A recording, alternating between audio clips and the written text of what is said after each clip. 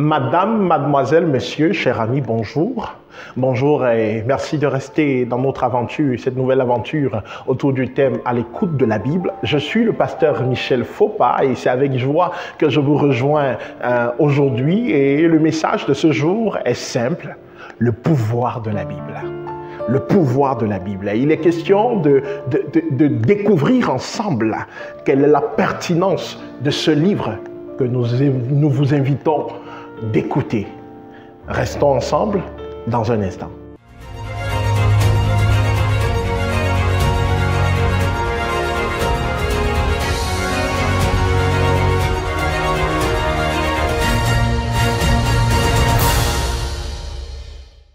Samuel était condamné à mort pour un meurtre odieux qu'il avait commis.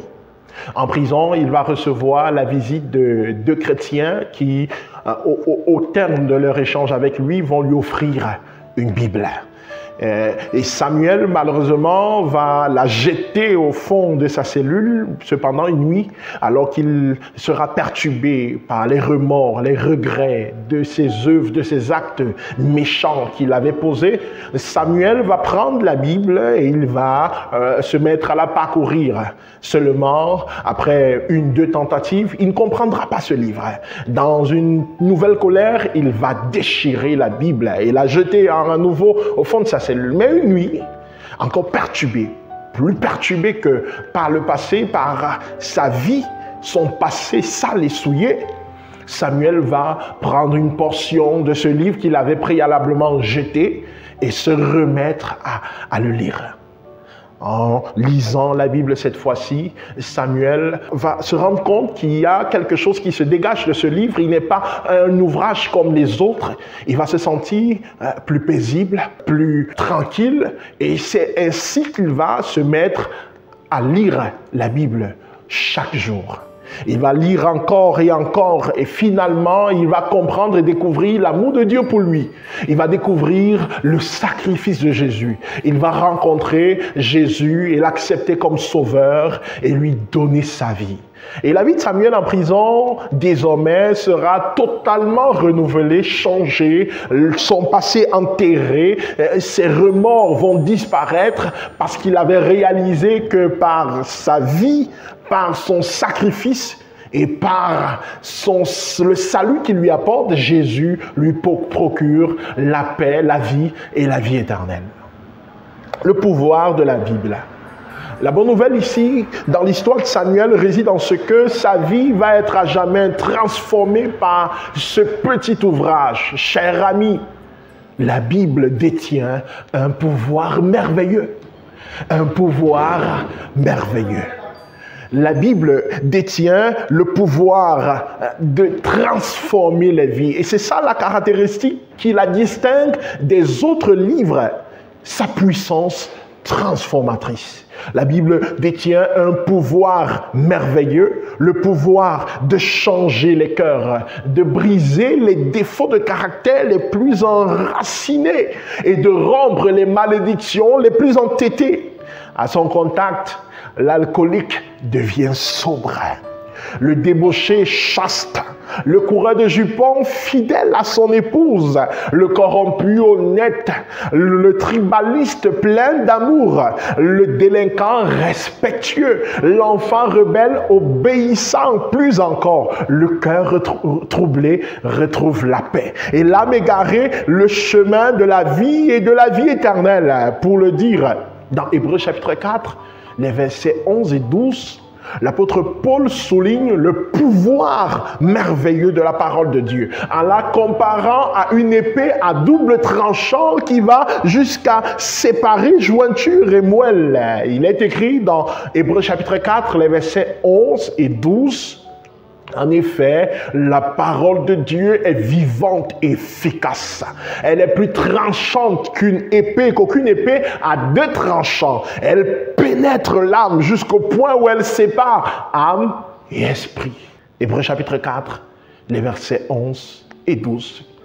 Qui oserait nier cette puissance de vie? Utile pour l'éducation des enfants, la Bible forge le caractère. Elle inspire la patience, la persévérance. Elle inspire le courage, la fermeté dans l'épreuve.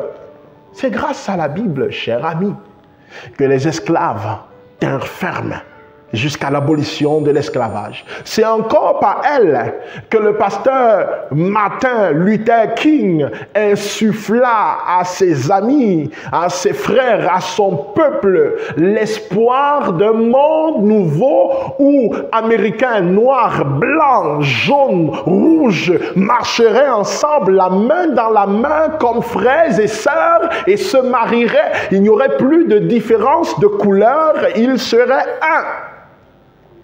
Alors, la Bible demeure un livre actuel. Grâce à ce pouvoir, elle transcende le temps.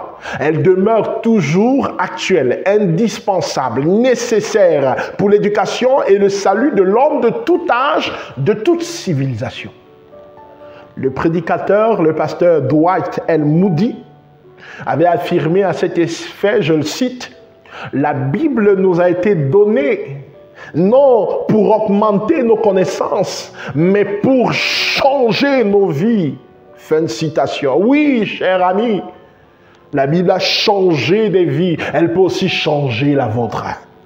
Elle a apporté de l'espoir aux désespérés. Elle peut aussi renouveler votre vie et vous redonner de l'espoir. Elle a délivré les hommes de la mauvaise vie, l'alcool, la cigarette, l'impudicité. Elle vous délivrera certainement. Pourquoi ne pas faire l'expérience de cette merveilleuse puissance? Faites le choix aujourd'hui, cher ami, de passer du temps avec la parole de Dieu, à l'écoute de la Bible. Lisez la Bible. Ne commencez pas votre journée sans lire la Bible. Réservez-vous un temps le matin, le soir, seul ou en famille pour lire la Bible. Voici quelques conseils pratiques. Priez avant de débuter pour que le Seigneur vous éclaire. En premier, lisez les évangiles Matthieu, Marc, Luc et Jean. En second ou en troisième point, commencez par lire un chapitre chaque jour. En quatrième conseil, tirez des enseignements pour votre vie. Cinquième conseil, priez afin que le Seigneur vous donne de les vivre. Qu'importe l'ampleur de vos occupations, procurez-vous une Bible. Qu'importe la hauteur de vos responsabilités, méditez la parole de Dieu. Qu'importe la culpabilité qui vous ronge, lisez votre Bible. Lisez, méditez, étudiez, sondez la Bible. Savourez-la. Faites d'elle votre conseillère, votre livre de chevet. Le président américain George Washington conseillait, je le cite, « Vous ne pouvez diriger une nation sans lire la Bible. Que ce livre soit votre livre de chevet. » Fin de citation. Le pape Benedicto XV, dans l'encyclique Spiritus Paracletus, déclarait, je le cite, « Nous formulons le vote que tous les enfants de l'Église se laissent pénétrer et fortifier par la douceur des saintes Écritures afin d'arriver à une connaissance parfaite de Jésus. » Gouverneur, préfet, sous-préfet, magistrat, avocat, procureur, homme de droit, maire, supermaire, sénateur, député, force de l'ordre, militaire, enseignant, commerçant, étudiant, élève, agriculteur, éleveur, femme au foyer, quelle que soit votre condition, procurez-vous une Bible. Lisez la Bible. Mettez-la en pratique et vous ne serez plus la même personne. Elle apportera la lumière à votre vie. Elle vous conduira à la rencontre fascinante, la plus fascinante de votre vie, Jésus-Christ.